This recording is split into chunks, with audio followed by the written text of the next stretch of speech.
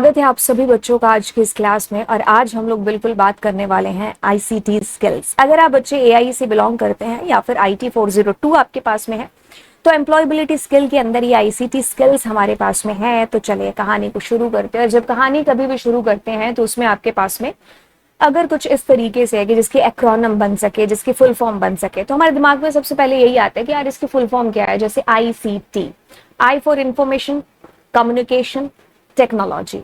तो यानी कि एक ऐसी इंफॉर्मेशन जिसको हम कम्युनिकेट कर रहे हैं, यानी कि कुछ इंफॉर्मेशन मैं भेज रही हूँ किसी को, कोई मेरे को भेज रहा है इंफॉर्मेशन, लेकिन इंफॉर्मेशन कैसी है, डिजिटल इंफॉर्मेशन है, क्योंकि इसके लिए हम एक टेक्नोलॉजी है जिसका यूज कर रहे हैं। टेक्नोलॉजी के कुछ टूल्स हैं, जैसे लैपटॉप है, कंप्यूटर है, मोबाइल है, कैमरा है। तो ये सारे के सारे टूल्स का हम यूज करते हुए हमारी इंफॉर्मेशन को कहीं और, किसी और की इंफॉर्मेशन को हमारे पास लाया लजाया जा रहा है। ICT refers to all the methods, tools, concepts related to storing, recording and sending digital information. Digital information एक वो फॉर्म है कि जो आपके डिवाइसेस के अंदर है। कौन से डिवाइसेस? इलेक्ट्रॉनिक डिवाइसेस के अंदर आपकी जो इंफॉर्मेशन पड़ी है वो क्या है? एक डिजिटल इंफॉर्मेशन है।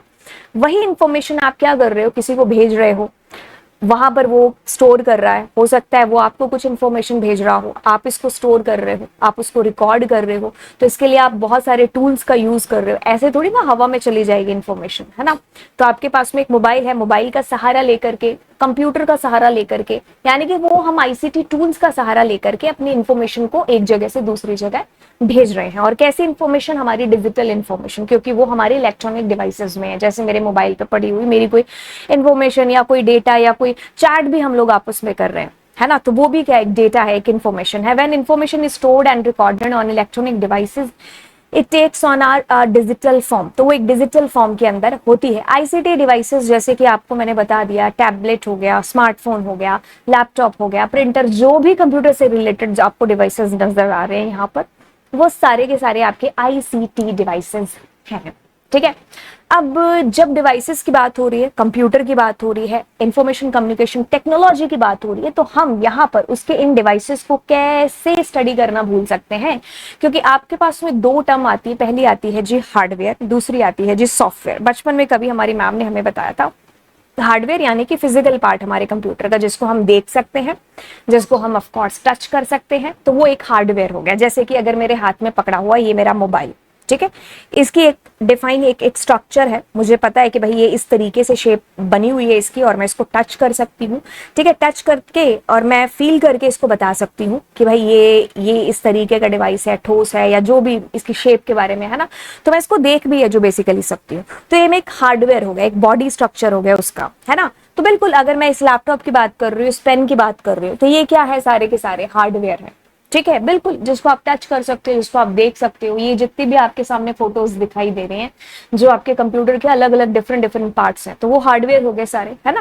कहते हैं कि it is the machinery of a computer. Computer की मशीनरी, हार्डवेयर पोर्शन उसका, जैसे कि सीपीयू, मॉनिटर, कीबोर्ड से लेकर के सारी की सारी वो चीजें जो आप इमेजिन कर सकते हो अपने दिमाग के अंदर कि आप उसको देख रहे हो, या फिर आप उसको टच कर सकते हो। टच कर करके आप उसकी एक शेप बता सकते हो, है ना। टच करके आप फील कर सकते हो कि अच्छा ये एक हार्डवेयर डिवाइस है, जैसे मोबाइल है, जो भी आपके दिमाग में आ रहा है। ये सामने मैंने काफी सारे आपको फोटोज दिखा दी है, तो ये आपका एक हार्डवेयर है। ये अपने आप में कुछ भी नहीं है जब तक इंटरनली इसको इंस्ट्रक्शन नहीं दी जाएगी। किसके थ्रू? सॉफ्टवेयर के through.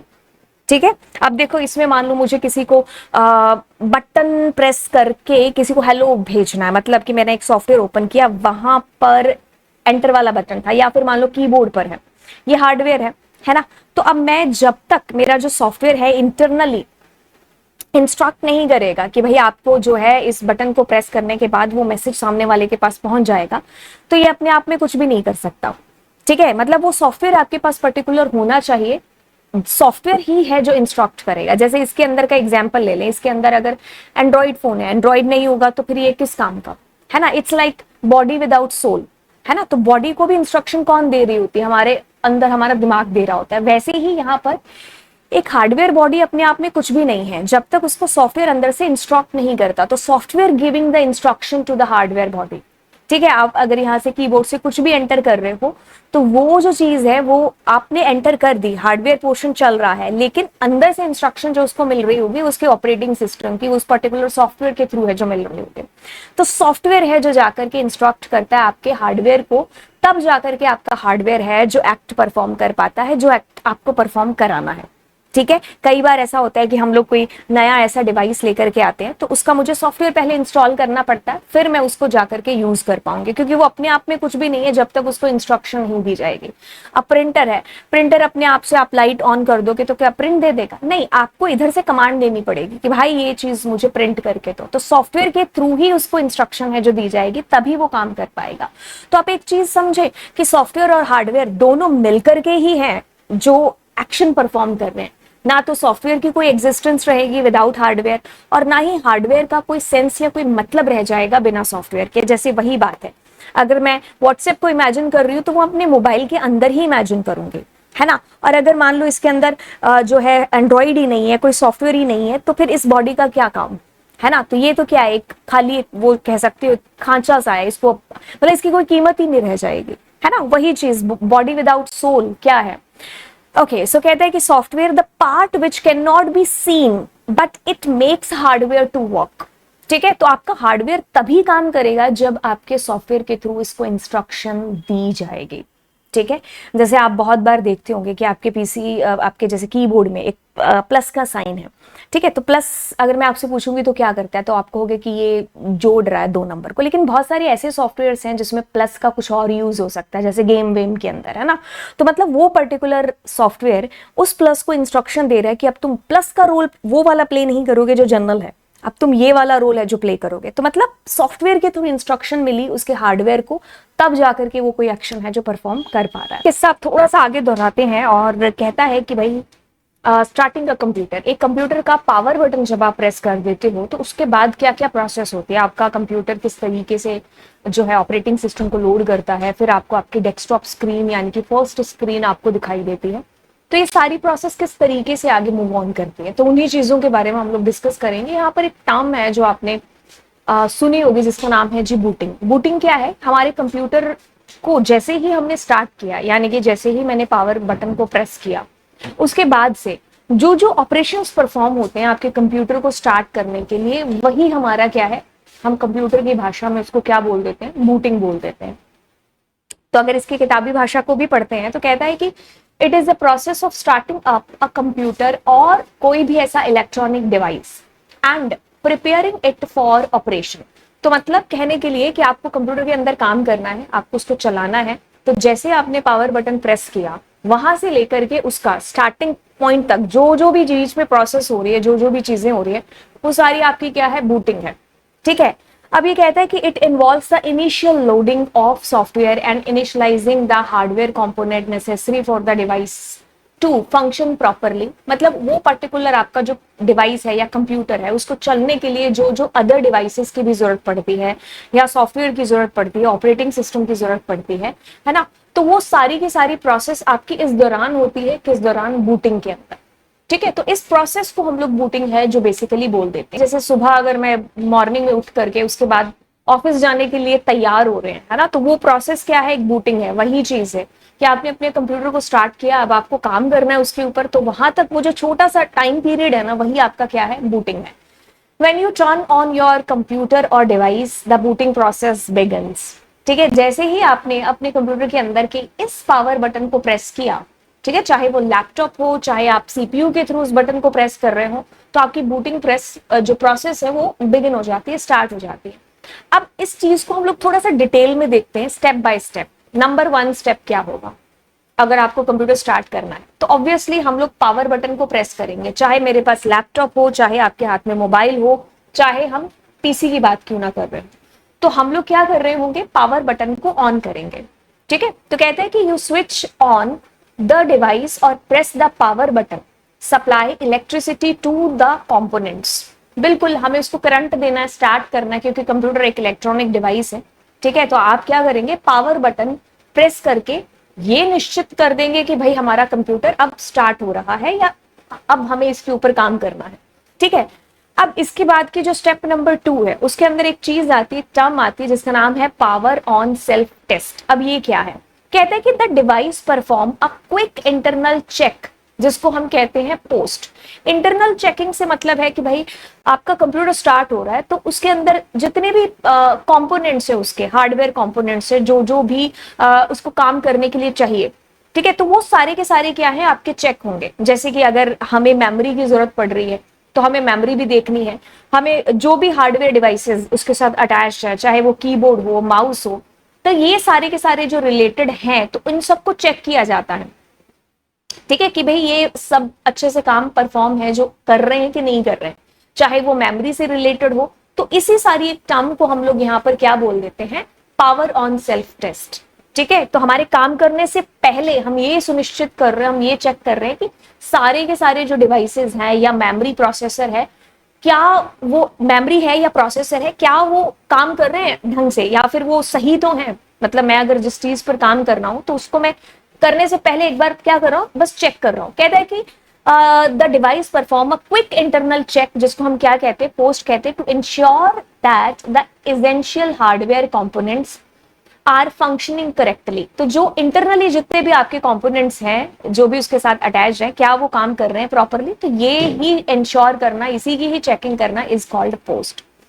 It checks things like memory, processor and other hardware devices. ठीक है, तो इसकी चेकिंग के अंदर ये सारी की सारी चीजें आती हैं, चाहे वो मेमोरी हो, चाहे वो प्रोसेसर हो, या कोई भी अदर हार्डवेयर कंपोनेंट जो कि आपके कंप्यूटर के साथ अटैच होता है। अब अगली चीज की बात करते हैं, हम बढ़े अपने स्टेप नंबर 3 की तरफ। अब यहां पर आपके पास में आता है बूटस्ट्रैप लोडर, और हमारे पास में आएगा क्या, BIOS, basic input output system. कहता है कि the device looks for a small piece of software known as bootstrap loader और द बायोस। अब बायोस का काम है जो बेसिकली क्या होता है कि the software is stored in a special chip on the motherboard and contains instruction on how to locate and load the operating system। मतलब आपका कंप्यूटर कैसे काम कैसे करेगा, उसको ओएस की जरूरत पड़ेगी, ऑपरेटिंग सिस्टम की जरूरत पड़ेगी। विंडो है अगर आपके सिस्टम में तो window, of course operating system जो है नीड पड़ेगी। आप फोन पर काम कर रहे हैं तो ऑफ कोर्स हो सकता है मे बी एंड्रॉइड या कोई अदर और ऑपरेटिंग सिस्टम, तो उसको लोड कराना पड़ेगा ना। वही मेमोरी से हमारे रैम के अंदर लोड है जो होगा वो किसके थ्रू होगा, इसी बायोस के थ्रू है जो होगा। ठीक है, तो मेमोरी से आपके जो है आपका ऑपरेटिंग सिस्टम, उसको लोड करना, उसको लेके आना, यही काम है बायोस का।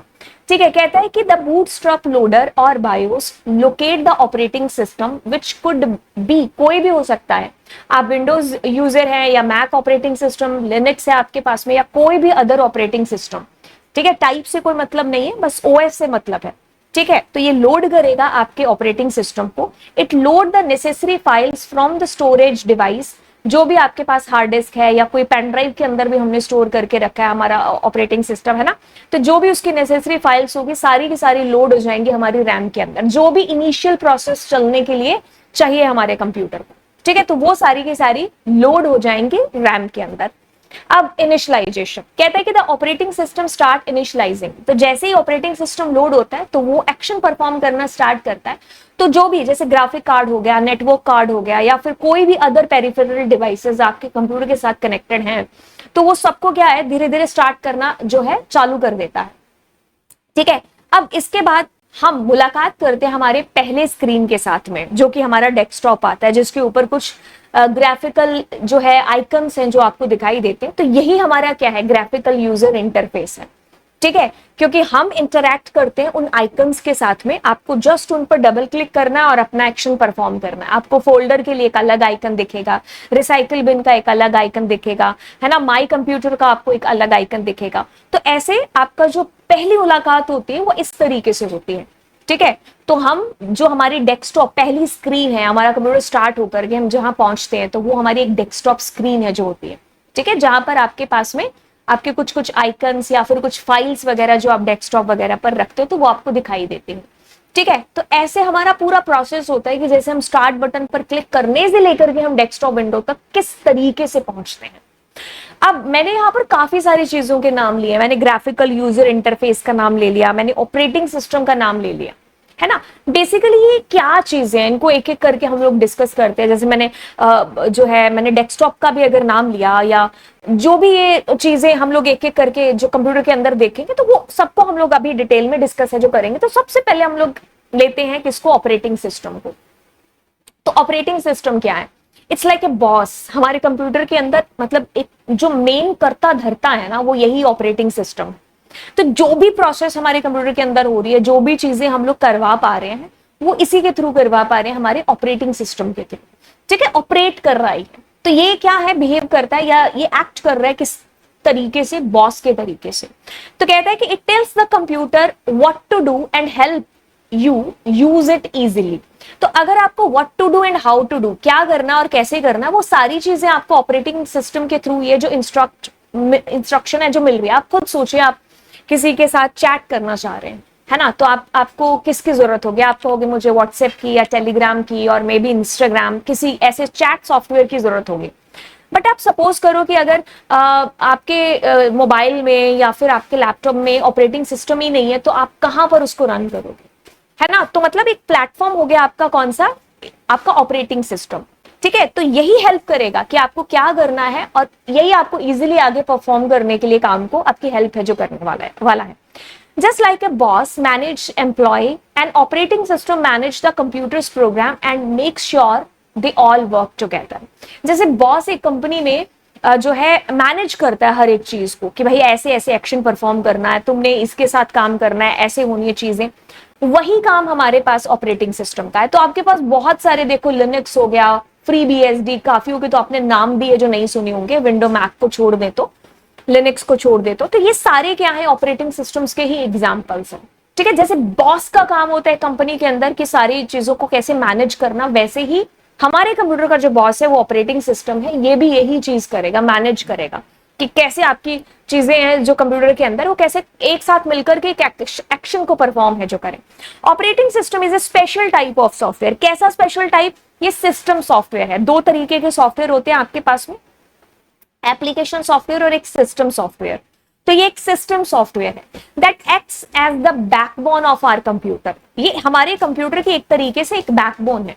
ये नहीं होगा तो फिर हम कैसे इमेजिन कर सकते हैं कुछ भी एक्शन परफॉर्म करने के लिए हमारे कंप्यूटर के अंदर। It help manage and control all the other softwares and hardware component in the computer system. जितने भी अदर कंपोनेंट्स हैं, जैसे मैंने आपको कहा था कि आपको व्हाट्सएप यूज करना है, तो आप कैसे करोगे, अनटिल अनलेस हमारे कंप्यूटर के अंदर हमारे पास में है ही नहीं ऑपरेटिंग सिस्टम। हम इमेजिन ही नहीं कर सकते कि मैं एमएस पावर पॉइंट खोल करके आपको पढ़ा दूं, क्योंकि मेरे कंप्यूटर में विंडो नहीं है। ठीक है, तो ऑपरेटिंग सिस्टम एक बेस प्रोवाइड करेगा आपके बाकी के अदर सॉफ्टवेयर्स को। ठीक है, तो बाकी जो सॉफ्टवेयर्स हैं वो तभी रन कर पाएंगे if there is operating system. System software है तभी एप्लीकेशन सॉफ्टवेयर भी एग्जिस्ट करेगा। ठीक है, तो आपके बाकी के जितने भी हार्डवेयर या सॉफ्टवेयर कंपोनेंट्स हैं वो कैसे काम करेंगे, वो किस तरीके से काम करें, ये सारी की सारी चीजों को इंस्ट्रक्शंस या फिर मैनेज कर रहा है वो हमारा operating system. It plays a crucial role in making sure everything runs smoothly. ठीक है, बिकॉज बॉस का काम क्या है कंपनी के अंदर, हर एक चीज जो आपकी कंपनी में हो रही है उसको स्मूथली एकदम आगे है जो रन करना, वही काम यहां पर ऑपरेटिंग सिस्टम का है, ऑपरेट करना आपके सिस्टम को। ठीक है, तो ये काम जैसे आपकी क्लास में आपके टीचर हैं कैसे ऑपरेट कर रहे हैं आपकी क्लास में, है ना, तो वही चीज है कि भाई ये आपका क्लास का जो है टीचर ही है, मतलब एक तरीके से मैंने कहा ना बॉस है, तो हमारे कंप्यूटर के अंदर हमारा जो बॉस है वो यही है ऑपरेटिंग सिस्टम। मैंने कहा कि ये सिस्टम सॉफ्टवेयर है। सिस्टम सॉफ्टवेयर मतलब हमारे सिस्टम को किस तरीके से चलना है, कैसे रन करना, वो सारी चीजें हमारे सिस्टम सॉफ्टवेयर के अंदर आती हैं। तो हमारा सिस्टम सॉफ्टवेयर का ही एग्जांपल है हमारा कौन, operating system, that works behind the scene. ठीक है, पीछे रह करके काम कर रहा है। ठीक है, वर्क बिहाइंड द सीन। अब जैसे कि अगर आपको आपकी जो मुलाकात होती है वो एप्लीकेशन सॉफ्टवेयर्स के साथ होती है, जैसे व्हाट्सएप, टेलीग्राम, हमारी मुलाकात ऐसी स्पेसिफिक सॉफ्टवेयर्स के साथ होगी, बट वो काम तभी कर पाएंगे जब उनको ऑपरेटिंग सिस्टम का साथ है जो बेसिकली मिलेगा। To run on the computer, या फिर हम पूरी लाइन पढ़ें, कहता है कि it helps different softwares program like word processor, web browser to run the computer. It also manages how program use the computer's resources like the processor, memory, storage. बात कुछ इस तरीके से है कि आप अगर मुझे YouTube पर भी अभी देख रहे हो तो आपने YouTube की ऐप ओपन की है, तो ये एक एप्लीकेशन सॉफ्टवेयर है। ये कैसे रन कर रहा होगा? आप मुझे मोबाइल में देख रहे हैं क्योंकि आपके मोबाइल में कोई ना कोई एक ऑपरेटिंग सिस्टम होता है। Let's take the example of Android. आपके मोबाइल में एंड्रॉइड होगा, तो आप एंड्रॉइड हैं तभी तो आपका यूट्यूब भी जो आइकन है या यूट्यूब एप्लीकेशन सॉफ्टवेयर वो आपको विजिबल है। एंड्रॉइड नहीं होगा तो यूट्यूब कैसे ओपन कर पाओगे? कहां करोगे? हवा में ओपन करोगे? बिल्कुल भी नहीं, है ना? ठीक है। तो अगर मान लीजिए कोई मेमोरी की भी जरूरत पड़ती है, कुछ हमें स्टोर करना है, ये भी सारी चीजें हमारे ऑपरेटिंग सिस्टम के थ्रू ही हैं जो होंगी। कोई अदर रिसोर्सेज की रिक्वायरमेंट पड़ती है किसी एप्लीकेशन सॉफ्टवेयर को, तो वो सारी चीजें मैनेज करने का काम इसी बॉस का है। ठीक है, इसके फंक्शंस आपको समझ में आ गए हैं। अब एक एक करके और ज्यादा डिटेल में इसकी चीजों को डिस्कस कर लेते हैं। Of course it's act like a manager. तो ये क्या करेगा? मैनेज करेगा। किसको करेगा भाई? All devices of computer and keeps track of the status of the device whether it is busy और नॉट। आपके कंप्यूटर के अंदर अगर मान लीजिए कोई प्रिंटर आपने लगा रखा है, ठीक है, वो ऑलरेडी किसी और प्रोसेस के साथ में बिजी है ना? तो ये भी चीज है कि भाई आप और कमांड दे रहे हो तो आपको यूजर को एक एप्रोप्रिएट मैसेज देना है कि भाई आप इतने टाइम के बाद में उस प्रिंटर को जो है कमांड दे सकते हो, या जो भी इससे रिलेटेड है कि भाई कौन काम है जो कर रहा है, मतलब सारे डिवाइस काम कर रहे हैं। ठीक है, तो मतलब इस तरीके से जो मैनेज करने की चीज है वो हमारे इसी ऑपरेटिंग सिस्टम के थ्रू ही है जो होगी। It manage all the devices of a computer and keep the track of the status कि भाई कौन अब फ्री हो गया, किसको आप अगला काम भी है जो उसको देना है। It also checks whether the device is functioning properly और नॉट। तो आपके पास में अगर कोई मैसेज भी आ रहा है ना कि भाई ये डिवाइस जो है आपका इस तरीके से कोई एरर दे रहा है, या जो भी जिस भी तरीके से आपको कभी कभी कुछ मैसेज आ रहा होता है, तो वो इसी ऑपरेटिंग सिस्टम के थ्रू पता लगाने के बाद आ रहा होता है। ठीक है, कहते हैं कि it manage the computer memory. ठीक है, तो कंप्यूटर की मेमोरी को भी मैनेज कौन कर रहा है? हमारा यही ओएस कर रहा है। And keeps track of which memory space is in use by which programme and which space is free. कहां पर कितनी मेमोरी है जो किस प्रोसेस ने बिजी कर रखी है, या फिर कितनी मेमोरी आपकी बुक हो चुकी है और कितनी मेमोरी आपकी फ्री है, ये सारी चीजें जो है मैनेज करने वाला हमारा यही है operating system. It allows you to create, copy, move and delete files, new lines. It control software resources. Whatever हम सोच पा रहे हैं ना कि हम कट कॉपी पेस्ट करके दूसरी जगह कर रहे हैं, उसको पेस्ट कर रहे हैं, उसे जो भी हम प्रोसेस कर रहे हैं, काम कर रहे हैं, जितने भी सॉफ्टवेयर हमने करंटली ओपन कर रखे हैं, और हम जो है एक तरफ गाने सुन रहे हैं या एक तरफ हम कुछ भी, ये सारी चीजें ऑपरेट कौन कर रहा है? हमारा ओएस ही कर रहा है। ठीक है, अब देखिए क्या चीज है, यहाँ पर बीच बीच में मैंने काफी सारी चीजों के नाम लिखे है ना आपके सामने लिख लिए। जैसे मैंने यूजर, ग्राफिकल यूजर इंटरफेस का नाम है जो लिया, तो उसी के अंदर हम जाते हैं कि भाई हमारे जो ऑपरेटिंग सिस्टम है ना ये काफी अलग अलग टाइप के हैं। जैसे कि आपके किताब के अनुसार या आपके सिलेबस के अनुसार हमारे पास जो एक टाइप है वो है इंटरैक्टिव जीयूआई बेस्ड। देखो पहले क्या होता था कि पहले मतलब काफी टाइम पहले की बात करें, कुछ साल पहले की, तो आपके पास में कमांड यूजर इंटरफेस डोस कमांड था। तो अगर आपको अभी किसी एक फोल्डर को ओपन करना है तो you just need to double click on that और आपका वो फोल्डर ओपन हो जाएगा। आपको आइकन देख करके पता चल जाएगा कि एक रिसाइकिल बिन है, या ये एक फोल्डर है, या एक फाइल है, या MS पावर पॉइंट की ये कमांड है ना। तो अब ठीक है, ये मुझे पता चला, लेकिन जो CUI था ना, डोस जिसकी हम बात करते, तो उसमें हमें किसी भी फोल्डर को अगर मुझे ओपन करना होता था तो हम कमांड्स देते थे, उसके अंदर कमांड टाइप करके फिर हमारा वो फोल्डर ओपन हो रहा होता था। ठीक है, तो वो एक यूजर इंटरैक्टिव नहीं था। यहां पर यूजर इंटरैक्टिव है, जैसे हम विंडोज वगैरह का यूज कर रहे हैं, है ना। तो ये क्या है? एक ग्राफिकल यूजर इंटरफेस प्रोवाइड करा रहा है। ये दो शब्दों से मिलकर बना है, एक तो GUI और दूसरा इंटरैक्टिव। दोनों को अलग अलग समझते हैं, फिर दोनों को कंबाइन करते हैं। दोनों शब्द मेरे पास GUI एंड इंटरैक्टिव। ठीक है, सो GUI जिसकी फुल फॉर्म है आपके पास में ग्राफिकल यूजर इंटरफेस, मतलब एक तरीके से कहता है कि it is a way for you to interact with computer or any electronic device। जैसे कि हमारे कंप्यूटर के ऊपर आपको बहुत सारे आइकन्स, बहुत सारे बटन्स आपको दिखाई देंगे विंडो के ऊपर, है ना। कुछ मेन्यू स्क्रीन्स हो गए, जैसे आपने राइट क्लिक किया तो एक ड्रॉप डाउन विंडो अपीयर हो गया। तो मतलब हर चीज़ है जो आपको आइकन्स के थ्रू, कुछ लेबल्स, कुछ बटन्स के थ्रू आपको दिखाई जा रही है, और वो चीज़ ऑफ कोर्स आपको समझ में आ रही है, आप उसके साथ एक बेटर वे में एक इंटरेक्शन है जो कर पा रहे हो, है ना। जब कोई चीज इतने अच्छे तरीके से आपको दिखाई जा रही है तो आप उससे उतने ही अच्छे तरीके से क्या होते हैं, इंटरैक्टिव होते हैं, है ना। तो ग्राफिक्स का यूज करते हुए यूजर उसके साथ में क्या हो रहा है, इंटरैक्ट हो रहा है। और वैसे फिर मशीन भी आपको रिस्पॉन्स है जो देती है, क्योंकि आपको अगर दिखाया जाएगा स्क्रीन के ऊपर कि भाई ये रिसाइकल बिन का आइकन है, तो आपको देखते ही पता चल गया, आपका इंटरेक्शन हुआ उस आइकन के साथ में एंड आपने उस पर डबल क्लिक किया। अब आपकी मशीन ने उस तरीके से एक्शन परफॉर्म किया कि क्या, उसको ओपन करके दे दिया आपके लिए, है ना। वही चीज आपको इसके अंदर कहिए कि भाई GUI is a way for you to interact with computer और इलेक्ट्रॉनिक डिवाइस यूजिंग विजुअल्स, जैसे कि बटन, आइकन, विंडोज और menus. It's opposite of a text based interface where you have to type the command. मैंने अभी आपको बताया ना, command line arguments, है ना। तो उसके अंदर क्या होता था, जब हमारी CUI था, तो आपको किसी फोल्डर को अगर ओपन करना था तो you need to give the commands, आपको टाइप करके फोल्डर ओपन करने की कमांड देनी पड़ रही थी। बट यहाँ पर आपको कुछ टाइप नहीं करना, आपके सामने जस्ट ओपन हो रहा है, आपको उस पर क्लिक करके काम परफॉर्म है जो करना है, ठीक है। कहता है कि GUI make it easier for you to use the device by simply clicking और tapping on things। GUI आने की वजह से आपके लिए ये चीजें बड़ी आसान हो गई, है ना, कि आपको उन कमांड्स को याद रख करके उनको टाइप नहीं करना पड़ रहा, आपका टाइम भी सेव हो रहा है।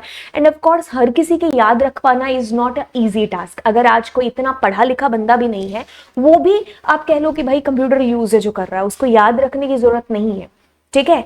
आपको जो है बेसिक, अगर मैं आपको कहूंगी कि आपको ये फोल्डर ओपन करनी है, तो आपको कोई ऐसे गूगल पर सर्च नहीं करना पड़ेगा कि how to open this folder.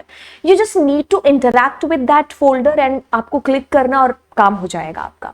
तो ये चीज आपके लिए बड़ी आसान है, एक आम यूजर के लिए बहुत एक आसान चीज हो गई।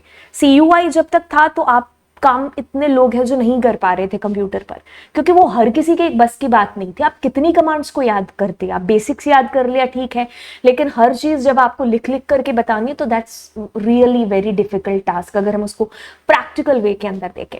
अब इंटरैक्टिव जब शब्द मेरे सामने आता है तो कहते हैं कि when something is interactive it means you can actively participate and control what happens, है ना। तो इंटरैक्टिव मतलब एक तरीके से आपका इंटरैक्शन हो रहा है उस पर्टिकुलर चीज के साथ में, और यहां पर आपका इंटरैक्शन हो रहा है किसके साथ, ग्राफिक्स के साथ में, बटन्स के साथ में, है ना।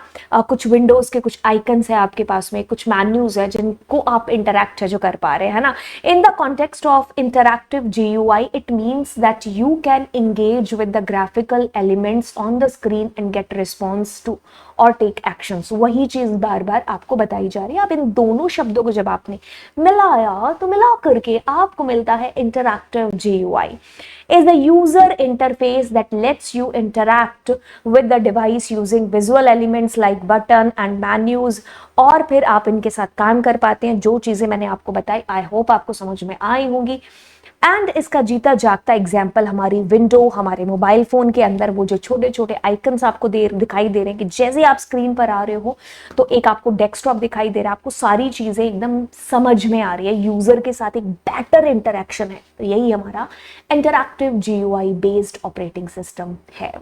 बात करते हैं सिंगल यूज सिंगल टास्क, ठीक है। तो एक ही यूज एक ही टास्क एक टाइम पर हो सकता है, ऐसे ऑपरेटिंग सिस्टम्स भी हैं।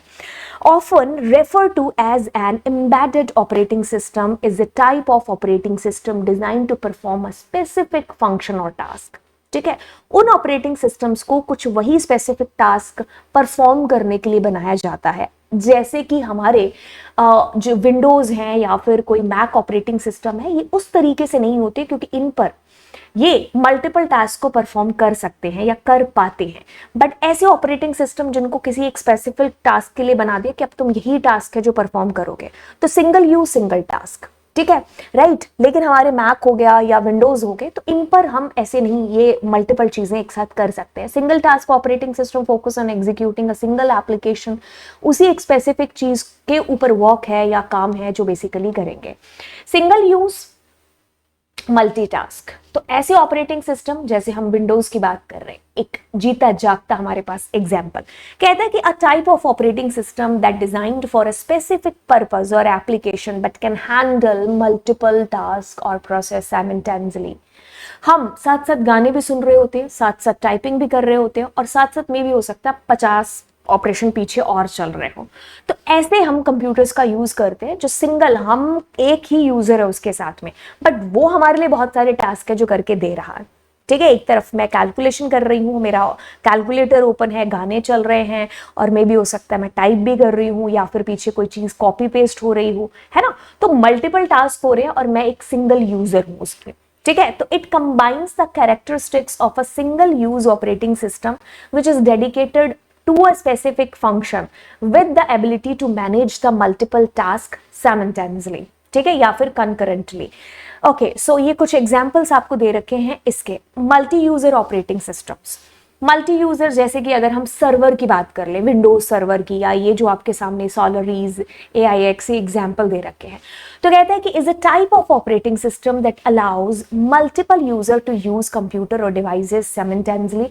It enables several people to interact with the system and run programs or perform tasks at the same time। ठीक है, बहुत सारे यूजर हैं, अब वो मल्टी यूजर है तो ऑफ कोर्स मल्टीपल काम है जो उसके ऊपर हो रहे हैं। ठीक है, तो जैसे सर्वर है, एक सर्वर है, बहुत सारे यूजर उसको कमांड दे रहे हैं और वो हमारे लिए एक्शन है जो उस अकॉर्डिंग परफॉर्म कर रहा है। ठीक है, real time operating system is a special type of operating system that is design to handle the task with strict timing requirement. ठीक है, तो रियल टाइम आपने क्या कर दिया, एक स्ट्रिक्ट टाइमिंग बॉन्ड कर दिया कि भाई इस टाइम तक आपका ये जो काम है ये हैंडल होना चाहिए, है ना। तो वो हमारे क्या हो गए, रियल टाइम ऑपरेटिंग सिस्टम हो गए। It ensures that these tasks are completed on time every time, making it useful for application where timing and reliability are crucial, like controlling robots, monitoring medical devices. तो मतलब जहां पर timing वाइमिंग से related आप एक strictly एक bounded हो कि भाई जैसे मेडिकल डिवाइसेस हो गए कि भाई आपको इस टाइम पर ये दवाई लेनी है ना। आप जो है रोबोटिक्स के ऊपर भी जो कंट्रोल्स है कि भाई अगर मान लो हम कोई ऐसा ही रोबोट्स है, कोई नीचे से कोई चीज गिर रही है तो आपको ऐसे स्ट्रिक्ट एक्शन लेना है कि भाई उस चीज को कैच करना है आपको, है ना, या आगे से कोई बॉल आ रही है। तो मतलब ऐसे लाखों एग्जांपल्स आप सोच सकते हो अपने दिमाग में, है ना। तो मतलब कोई एक स्पेशल, मतलब एक स्पेशल टाइप के सॉफ्टवेयर्स हैं बेसिकली जिनको डिजाइन किया गया है, या सॉफ्टवेयर या फिर आप ऑपरेटिंग सिस्टम कहोगे, तो स्पेशल टाइप के ऑपरेटिंग सिस्टम है जिसको डिजाइन किया गया है हैंडल करने के लिए जो स्ट्रिक्ट टाइमिंग रिलेटेड जितने भी रिक्वायरमेंट या जितने भी टास्क हैं जो होते हैं। ठीक है, तो जैसे आपको काफी सारे एग्जांपल यहाँ पर दे रखे हैं, RT लिनक्स हो गया, इंटीग्रिटी हो गया, FreeRTOS। Distributed operating system is an operating system that allows multiple computer to work together. Network पर बहुत सारे कंप्यूटर्स हैं, आपको एक टास्क दिया गया, अब आप अकेले तो उस काम को कर नहीं पा रहे हो, तो आपने क्या किया भाई, मल्टीपल कंप्यूटर्स के अंदर उस टास्क को आपने डिस्ट्रीब्यूट कर दिया। ठीक है, तो वही क्या है आपका डिस्ट्रीब्यूटेड ऑपरेटिंग सिस्टम, कि आप उस एक काम को डिस्ट्रीब्यूट कर रहे हो और वो आपका एक काम हो भी रहा है।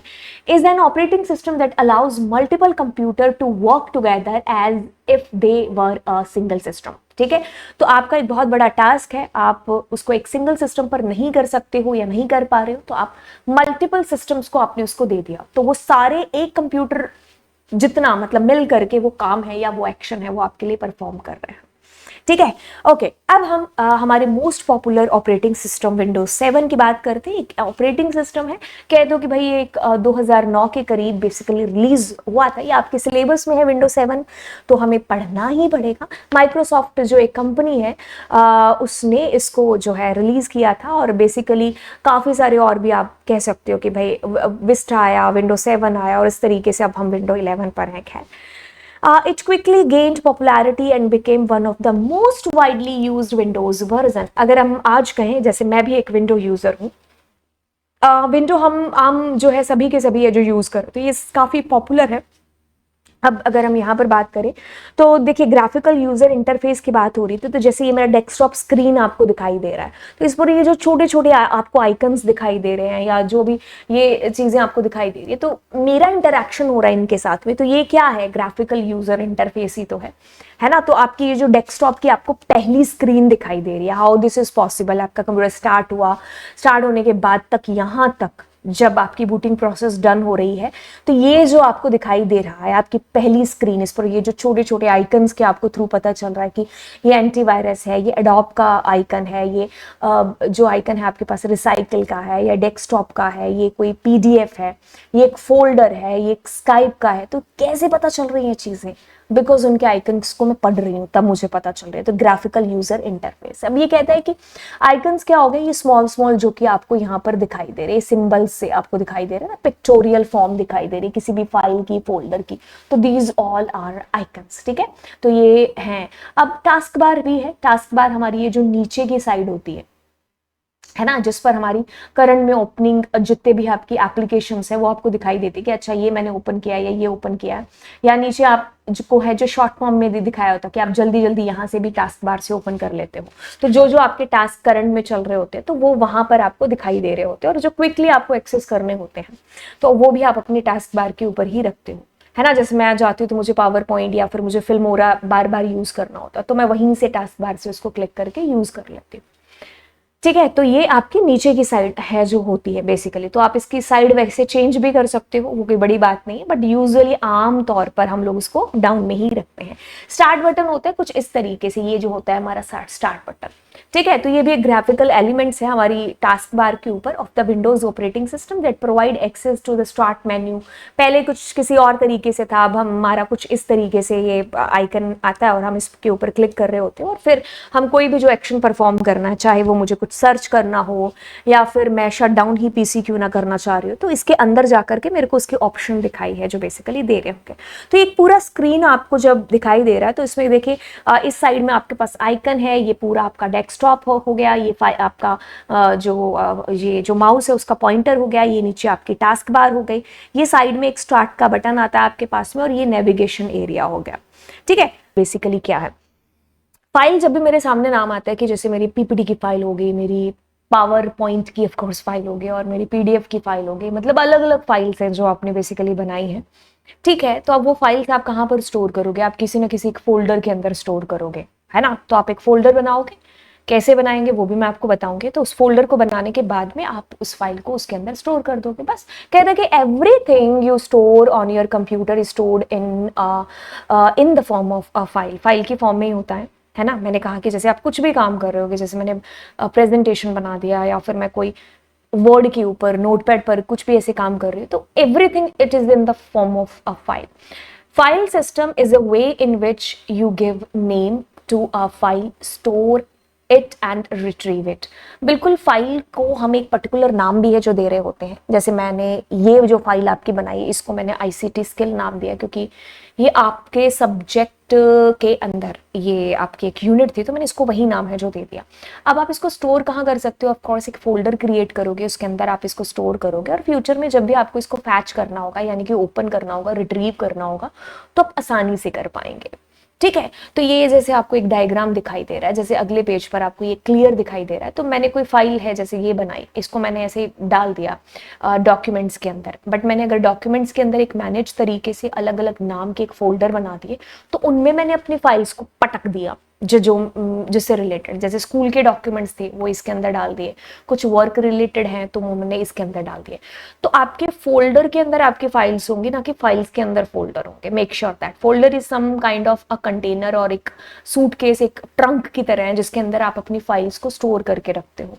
ठीक है, उनको आप एक नाम दे सकते हो, जैसे हमारे घर में नहीं होते क्या, जैसे अलग अलग बॉक्सेस करके, कि जैसे शादी के टाइम पर है ना कि भुआ का बॉक्स है, ये चाचा का बॉक्स है, उसके अंदर आप क्या है सामान रख के भेजते हो, वैसे ही ये बॉक्सेस ही हैं। ठीक है, तो आपके क्या है, ये येलो कलर का स्कूल मैनेजमेंट या स्कूल डॉक्यूमेंट का है, तो इसके अंदर स्कूल से रिलेटेड डॉक्यूमेंट है जो रखे जाएंगे। ठीक है, आप उसी तरीके का नाम भी है जो दे रहे होते हैं। File can be separately placed into groups called folders या फिर डायरेक्टरीज। देखो इन सबको एक बार एक साथ पढ़ते हैं। तो क्या कहते हैं कि each directory folder can contain related और सब डायरेक्टरीज। सब फोल्डर में कंटेन वन और more files and sub folders with. ये क्या चीज़ है मैं अभी आपको बताती हूँ। Files are manage in a hierarchy. This allows you to view. देखो ये सारी चीज़ें क्या है, ये सारी चीज़ें ये बता रखी है। जैसे पहली लाइन में आपको क्या है कि file can be separately placed into group called folder. तो जैसे मैंने इसके अंदर कोई रखा अपना डेटा, तो ये जो 2 फाइल्स हैं मैंने ग्रुप बना करके भी रख सकती हूँ, अकेले भी रख सकती हूँ, तो मेरे एक फोल्डर के अंदर मैंने इनको रख दिया है ना। कहता है कि ईच डायरेक्टरी या फिर फोल्डर कैन कंटेन रिलेटेड सब फोल्डर। जैसे कि ये एक फोल्डर हो गया, इसके अंदर भी आपने कुछ सब फोल्डर्स बना दिए, तो ऐसा हो सकता है। अ सब फोल्डर में कंटेन 1 और more files and sub folders. Yes, इस फोल्डर के अंदर क्या है, एक फाइल भी है और सब फोल्डर भी है। तो कैसा भी हो सकता है। File are manage in a hierarchy. देखो ये हायरार्की नहीं है, माई कंप्यूटर में गए, सी ड्राइव में, यहाँ ये फाइल डी ड्राइव में, ऐसे करके आपके ऐसे सब फोल्डर आगे बनते गए, है ना। This allows you to view the file in the current directory and then move to the sub directory. तो इससे मेरे को एक तरीके से ईजी हो जाता है ढूंढना, है ना। तो मैं इसके अंदर गई, इसके आगे सब फोल्डर के अंदर गई, वहां पर सब जाकर के मेरे को मेरी सिलेबस सीपीटी फाइल है जो मिल गई, या जो भी मेरे को चाहिए थे फाइल, है ना। तो ये हायरार्की आपकी इस तरीके से फॉलो हो रही होती है, ठीक है। तो इसमें आपका जो है पाथ होता है, तो हम उस पाथ को देने पर, जैसे आपके पास ऊपर शायद वो बार होती है, उसके अंदर आपके पास पाथ भी डिस्प्ले होता है कि आप इस फोल्डर में, इस फोल्डर में, इस फोल्डर में जाकर के इस फाइल को ओपन कर चुके हैं या ओपन कर रहे हैं। अब how to create a folder, ये चीज आपके सामने लिखी है कि भाई आपको राइट क्लिक करना है एनीवेयर ऑन द डेस्कटॉप, और फिर आपको एक ड्रॉप डाउन अपीयर होगा, फिर उसके अंदर जाकर के आप फोल्डर बना रहे होंगे। तो खैर मैं चाहती हूँ कि इस चीज़ों को आपको प्रैक्टिकली बताऊँ तो एक ज़्यादा एक इम्पैक्ट रहेगा आपके ऊपर। So what I did, I just open and क्या राइट क्लिक किया and new, and like how I'm creating here the new folder, you can give there any name, ठीक है। मैंने हनी नाम दे दिया। अब इसके अंदर मैं कोई भी फाइल डाल सकती हूँ, जैसे मैंने ये कोई फाइल है किसी बच्चे की, तो मैंने इसको इसके अंदर पटक दिया, तो इस फोल्डर में ये मेरी फाइल है जो चली गई, राइट, ठीक है। तो ये एक चीज, ये एक मुद्दा और एक कहानी जो कि आपको समझ में आया। अब इसको थोड़ा सा ऐसे कर देते हैं ताकि चीजें और ज्यादा क्लियर हम कर पाए। तो how to create a folder, I hope that you know how we can give the name to that particular folder, that also you get to know. Next is creating a file. Right click anywhere in the blank area of right column.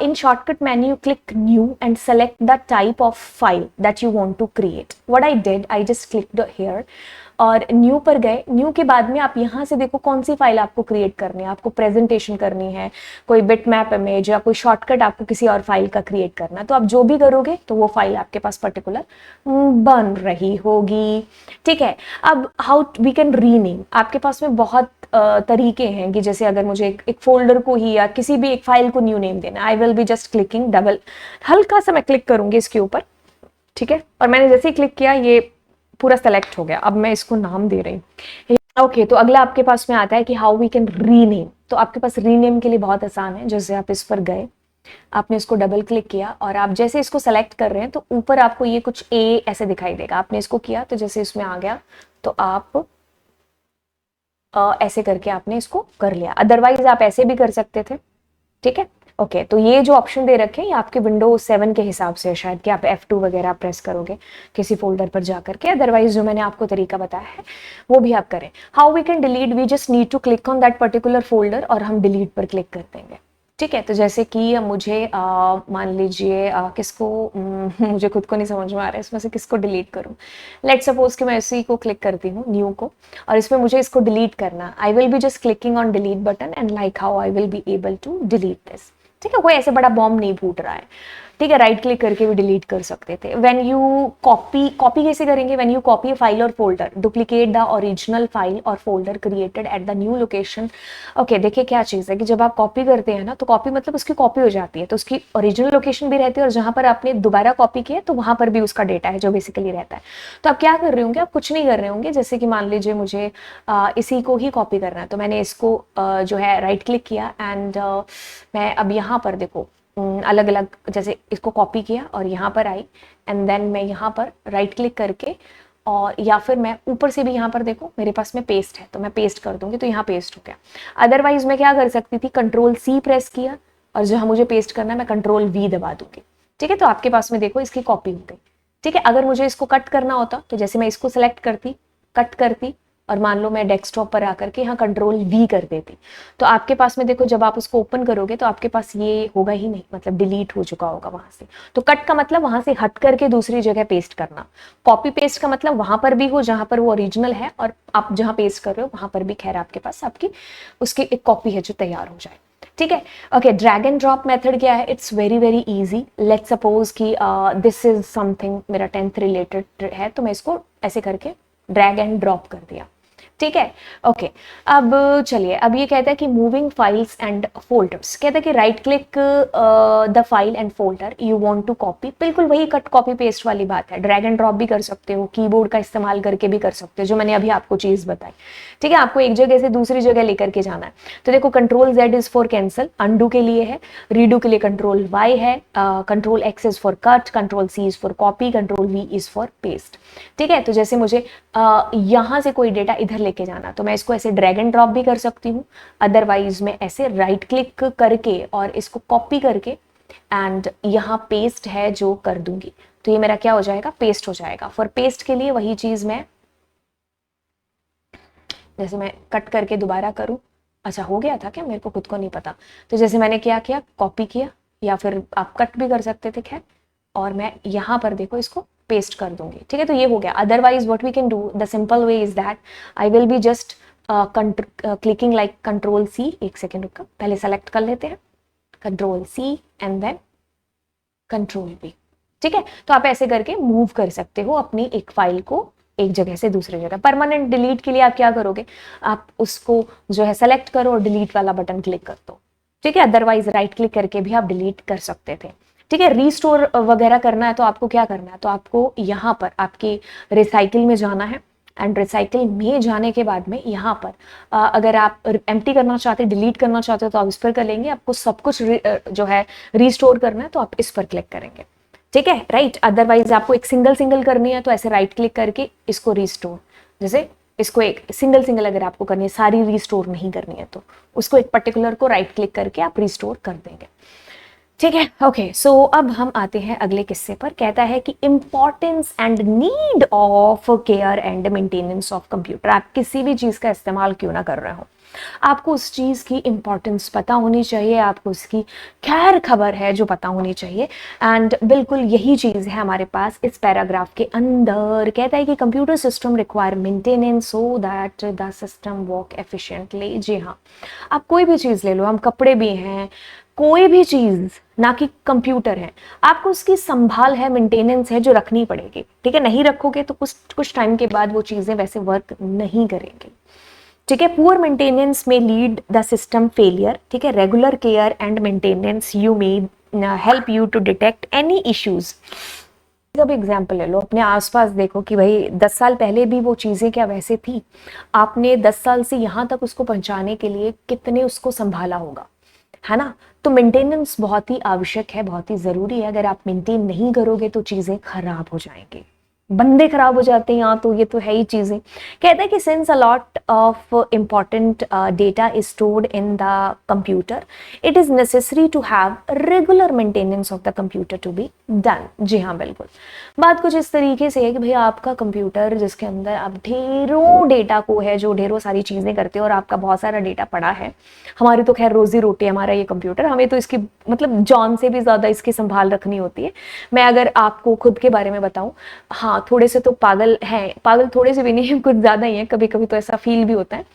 अब मैं कभी भी घर से बाहर जाती हूँ ना घूमने के लिए, तो मैं अपने लैपटॉप को किसी ऐसे रिश्तेदार के घर पे रख के जाती हूँ जो मेरे को पता है कि मेरे कंप्यूटर की खुद से ज्यादा केयर करेगा। मैंने बोल रखा है, भूकंप आ जाए या कुछ भी आ जाए, किसी और चीज को उठाओ ना उठाओ, मेरे कंप्यूटर को जरूर है जो टेक केयर करने है। तो मैं उनके घर पर रख के जाती हूँ, मैं खुद के घर पर भी नहीं रखती हूँ। मुझे ऐसा लगता है कि कोई बच्चा आकर के कहेगा अरे दीदी तो है नहीं, है ना, तो ऐसे करते ओपन करके इसमें से कुछ ऐसे गेम खेलते हैं या कुछ ऐसे देखते हैं। तो मेरे को ऐसे सपने भी आते रहते हैं कई बार, है ना, कि भाई मेरे कंप्यूटर के साथ कुछ ऐसा ना हो जाए। मैं बहुत ज्यादा, एक होता है ना कि आप केयर करते हो, बट मुझे भी ऐसा लगता है कभी कभी मैं कुछ ज्यादा केयर है जो कर लेती हूँ, है ना। वो इसलिए भी रखती हूँ क्योंकि ये रोजी रोटी है ना, इसी से ही है जो आज आपको सामने लेक्चर भी है, या जो भी हम कर पा रहे हैं ना, जो खाना भी खा रहे हो इसी वजह से है। तो इस ऑफ कोर्स इसकी संभाल है जो रखनी पड़ेगी। खैर अगर खाना नहीं भी खा रहे होते तो भी देखो क्या है कि भाई इसके अंदर डेटा आपकी चीज़ है, आप कपड़े संभाल के रखते हो, आप अपनी केयर करते हो, तो वैसे इसकी भी केयर आपको करनी होगी, ठीक है। ओके, अब कुछ चीज़ें कहते हैं कि keep the computer dust free, ठीक है। जी हाँ, अब जो है आपको इसको रेगुलर इसके ऊपर झाड़ झूड़ है जो देना झाड़ मतलब आपको इसकी जो है डस्टिंग है जो बिल्कुल करनी होगी। ऐसा भी नहीं कि गोपी बहू की तरह सुखा दो कहीं बाहर और बोलो कि अरे लवजीत मैम ने कल बोला था क्लीन कर दिया हमने, तो ऐसा भी नहीं करना। हाँ, खाने पीने का खास तौर पर ध्यान रखें। आप अपने कंप्यूटर लैब के अंदर भी होते हैं तो मेक श्योर करिए कि आप कंप्यूटर के पास कुछ खा ना रहे हो, ठीक है। तो इससे क्या होगा, कुछ अगर गिर गया तो भाई दिक्कत हो जाएगी, है ना। तो ये चीजें आपको ध्यान में रखनी चाहिए। कहता है कि to keep clean make sure your hands, yes, आप ऐसा भी नहीं कि आप एक हाथ से उंगली चाट रहे हैं और लिख रहे हैं फिर खाना खा रहे हैं, है ना। वो फिर खाना आपके कीबोर्ड पर लगेगा कुछ टाइम बाद, है ना, तो फिर वो एक हाइजीन चीज नहीं हो जाती है ना। CD DVD अगर आप यूज कर रहे हो तो आप उसको थोड़ा सा एकदम क्लीन करके यूज करिए ताकि वो भी रन प्रॉपरली करे। आप कीबोर्ड का कवर ववर है जो बेसिकली यूज कर सकते हैं। Cleaning the computer components needs proper care to last longer. Preventive maintenance increases the life of the components. बिल्कुल, अगर आप साम संभाल रखेंगे तो वो लाइफ लॉन्ग है जो चलेंगे। लाइफ लॉन्ग मतलब ज्यादा लंबे टाइम तक है जो वो चल पाएंगे, है ना। ओके, फॉर एग्जाम्पल कहता है for example a cable is damaged but still working, it should be replaced or repaired immediately to prevent any other damage, है ना। कभी कभी होता है कि कोई ऐसी केबल वेबल थोड़ी खराब हो जाती है, मुड़ जाती है, कुछ ऐसा हो जाता है, फिर भी वो काम कर रही है तो हम उसको कह रहे हैं जब तक तू चल रही बहन चल। ऐसा नहीं है कुछ बड़ा ब्लास्ट हो जाए, कुछ बड़ा हंगामा हो जाए, उससे अच्छा है कि आप उसको इमीडिएटली क्या कर दो, रिप्लेस कर दो, सही कराओ, ठीक है। Fan in the CPU helps to cool down. अगर फैन क्या है भाई, CPU मैं कहती हूँ कि CPU is like a boss, है ना, तो उसको जो है एकदम ठंडक की जरूरत होती है तो वो फैन के नीचे बैठता है। तो मैं ऐसे करके बच्चों को पढ़ाती हूँ जब CPU वाला चैप्टर पढ़ाना होता है। खैर बट एक एक चीज अगर मैं आपको कहूँ कि भाई उसके अंदर जो फैन लगा होता है अगर वो बंद हो जाए तो CPU क्या है कि भाई सबसे जो है फास्ट है, मतलब आपका प्रोसेसर सबसे मतलब फास्ट है, तो वो काम भी सारे वही कर रहा है, तो ऑफ कोर्स वो इतना जल्दी चल रहा है, इतना रन कर रहा है, इतना काम कर रहा है, तो वो हीट भी ऑफ कोर्स उसी तरीके से छोड़ता है। तो उसको ठंडा करने के लिए वो फैन होता है। तो अगर वो फैन खराब हो गया तो भाई फिर क्या होगा, गर्मी से ब्लास्ट हो जाएगा, है ना। तो कहता है कि fan in the CPU helps to cool down the CPU as it gets heated while working. जब ये काम कर रहा होता है तो ऑफ कोर्स हीट आ जाती है ना, क्योंकि इतना फास्ट काम कर रहा है और सारे काम करता धरता यही है ना। तो फिर उसको कूल करने के लिए आपको फैन की जरूरत होती है, जो वो फैन लगे होते हैं आपके CPU के अंदर, आपके लैपटॉप वगैरह में। तो अगर वो फैन मान लो खराब हो जाता है तो आपको उसको सही कराना चाहिए। बाकी ये कहता है कि if the cooling fan is blocked may be due to dust and not repaired or replaced, computer can easily catch fire। बिल्कुल आग वाग भी लग सकती है अगर आप मतलब क्योंकि वो फैन ही नहीं चल रहा है, वो रुक गया है फैन, अब इधर ब्लास्ट हो जाएगा, है ना, तो मतलब अब नुकसान हो जाएगा। तो बेसिकली आप चीज़ों की साम संभाल रखो यार, ठीक है।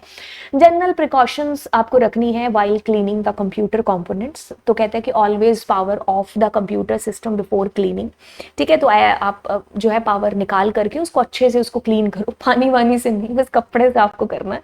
वही चीज गोपी बहू की तरह बाहर मत टांग देना। Never spray cleaning flu directly. बिल्कुल आप यहाँ पर कोई पानी वानी ऐसे गिरा करके फिर उसको साफ करने की कोशिश मत करना, दिमाग लगाना कि भाई इलेक्ट्रॉनिक डिवाइस से खराब हो जाएगा। ओके, सो कहता है कि never spray cleaning fluid. Okay ठीक है, हो गया। First spray the liquid on the cloth, उसके बाद में ही आप उसको वाइप आउट है जो आप करिए, ठीक है। पहले आप कपड़े पर डाल दीजिए जो भी आपने फ्लूड वगैरह डालना, फिर उसके बाद में आप उसको करिए, ठीक है। ऐसा भी नहीं कि उस निचड़ते हुए कपड़े को आप इसके ऊपर रख दें, ठीक है। तो मतलब ये चीजें कुछ होती है ना, कुछ बताने वाली नहीं होती हैं, आपको खुद से पता होता है। अब मोबाइल की साम संभाल, अगर आपके पापा ने आपको टैबलेट ला के दे दिया, वो टैबलेट खाने वाली नहीं, दूसरा, है ना, तो कैसे संभालोगे, वैसे ही संभालोगे इसको, है ना। So do not allow the cleaning liquid to drip near the circuit board वगैरह जो कंप्यूटर के मदर बोर्ड वगैरह हैं या जो ऐसी क्रूशियल चीजें हैं। वैसे तो आजकल हमारे पास लैपटॉप ही है, तो अब ऑफकोर्स लैपटॉप के पास भी है जो ऐसे पानी वानी लेकर के वो लिक्विड से आप उसको क्लीन मत करने लग जाइए, है ना। सो मतलब जो भी मतलब ऐसा नहीं है कि भाई उसके ऊपर थोड़ा आप इतना सारा लिक्विड है जो डाल दो और उसके थ्रू है जो आप साफ सफाई करो। तो मतलब ऐसी चीजें, ऐसी प्रिकॉशन, जनरल इंस्ट्रक्शंस हैं जो आपको फॉलो करनी होगी। Preparing maintenance schedule regular maintenance of the computer system is very very important. तो आपके पास कुछ ऐसे जनरल इंस्ट्रक्शंस आपको बेसिकली दे रखी है। पहले क्या है कि keep the components of the computer, like जैसे आपका कीबोर्ड है या माउस है, इन सबको क्या करना है, आपको क्लीन करके रखना है। ठीक है, कपड़े वपड़े से आप झाड़ करके रखो। ठीक है, ऑफ कोर्स जैसे आप अपनी बुक्स की या अपने कपड़ों की या अपने जो भी आपका सामान है आप उसकी केयर करते हो, तो वैसे आपको कंप्यूटर के जो भी कंपोनेंट्स है उनकी केयर करनी होगी। Replace hardware that it is not function properly. कोई ऐसा हार्डवेयर है जैसे माउस वगैरह है वो आपका अच्छे से काम नहीं कर रहा, तो आप उसको रिप्लेस कर दो। की food items away from the computer, जो अभी हमने चीज़ें सारी पढ़ी हैं कि भाई अब खाना वाना आप कंप्यूटर के मतलब मत खाओ। ठीक है, चाहे आपका कितना भी फेवरेट फूड क्यों ना हो, कि भाई उसको ठीक है आप दूसरी जगह जा करके खाओ। एक कंप्यूटर का जो अपना प्लेस है ना वो वहीं पर रहने दो, क्योंकि इलेक्ट्रॉनिक डिवाइस है ना, खराब हो गया तो फिर कैसे काम करोगे आप इसके ऊपर। ठीक है, और ये ऐसी सस्ती चीज़ें भी नहीं है भाई, महंगी है ऑफ कोर्स, है ना। केबल्स वगैरह है तो आप इसको जो है ढंग से रखो, ऐसा नहीं है कि आप उसको मैसअप वगैरह कर दो।